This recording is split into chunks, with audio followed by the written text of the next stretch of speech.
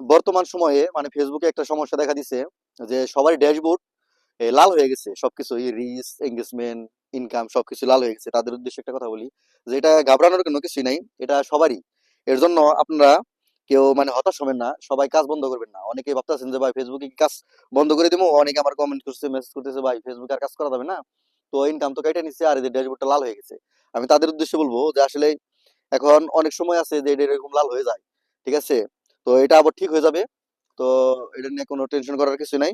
তবে আপনার একটা আমার যে উপদেশ থাকবো সেটা হচ্ছে আপনারা সবসময় ফেসবুকে অ্যাক্টিভ থাকার চেষ্টা করবেন, আগের মতো রেগুলার কাজ করবেন। আর আপনারা অন্য ধরনের ভিডিওতে সুন্দর গঠনমূলক কমেন্ট করবেন না, এবং আপনার ভিডিওতে যারা কমেন্ট করছে ওই কমেন্টসের রিপ্লাইগুলো দেওয়ার চেষ্টা করবেন।